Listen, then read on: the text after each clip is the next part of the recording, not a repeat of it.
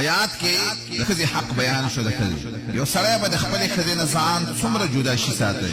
4 میاشتې باسي. 4 میاشتو نه زیات تا ته انتظار نشته چې ته به بار ګرځې. د ښځې نه به ځان نه خبر، ښځې نه به نه خبر.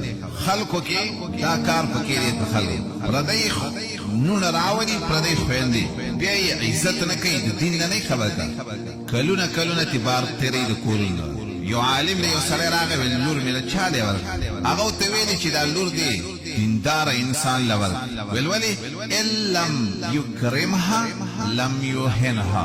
که عزت یې نه کوي نو بېعزتي خو به یې نه کوي. یو انسان چې بېدینه انسان یي هغه د الله خیال نه ساتي، هغه به ستا د خور لور څه خیال وساتي. داسې انسان چې تا وله خور لور ورکړي مثلا هغه کال کال د کور نه باري، شپږ میاشتې د کور نه باري، دا د الله نه نه یېرېږي. دا پردی دا زنانه دا خور لور د چا ده؟ دا به ستا نه د قیامت په ورځ د دې خپل حق تپوس کوي.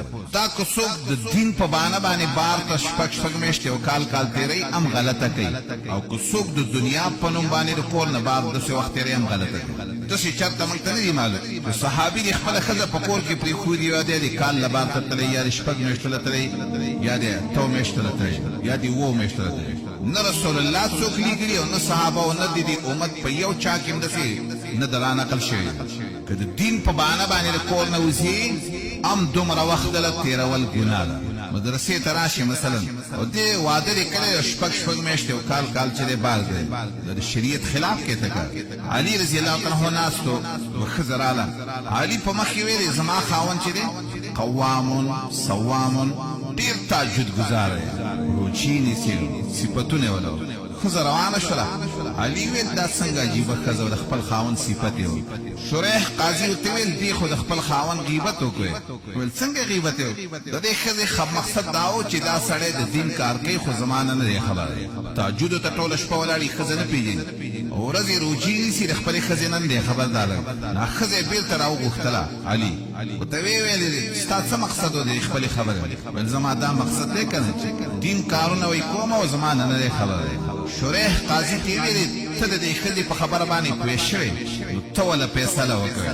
نو هغه ویل یا امیر المؤمنین ته ناست یې زه څنګه فیصله؟ ویل نه ته وله ځکه وکړه چې ته په مقصد پوه شوې. نو شریح قاضي ویل زما فتوا دا ده، فیصله مې دا 3 ورځې که دا 3 شپې او 3 ورځې که دا سړی روچي نیسي نیسي دي خیر، 4مه شپه به خامخا د دې ښځې څه تېروي، په 4مه شپه به دې تهجد نه کوي. نو علي ورته ویل اوهو څه ښه فیصله دې وکړه. 4 ښځې د سړي حق دی که نو که دا یو سړی دا 3 شپې په عبادت کې تېروي نو تېروي که ښځې نورې نه کوي. او دا یوه چې دې کلي ده نو دا یوه شپه حق د هغې دی په 4 کې، نو دا به خامخا هغې له ورکوي. حدیث هم په دې باب کې شته دی، صحیح حدیث. عبدالله ابن عمر له پلار واده کړی چې واده یې وله وکړو، هغه به ټوله شپه تهجد کوه او ټوله ورځ به یې روجي نیول. پلار یې چې خبر شو، پلار یې رسول الله ته ویل، ویې غوښتو ویل دا عبادتونه نه کېږي. ان لزوجک علیک حق، ستا د ښځې په تا حق شته، د خپلې ښځې حق دی ادا کړه. تاسې تهجد که ته ټوله شپه کوې که نه د خپلې ښځې نه نه خبر هم دا تهجد خو نه دي کړی. ډېر خلک داسې دنیا پسې کفري ممالکو ته رسېدلي دي او هغه ځای کې څه سوچ دی چې پیسې وګټم او دنیا وګټم. اول خو د کفر ملک ته د دنیا دپاره تلل چې په هغې کې اوس وخت کې دا شرطونه دي چې کوم لګېږي، دا په کوم ځای کې جایز دي په اسلام.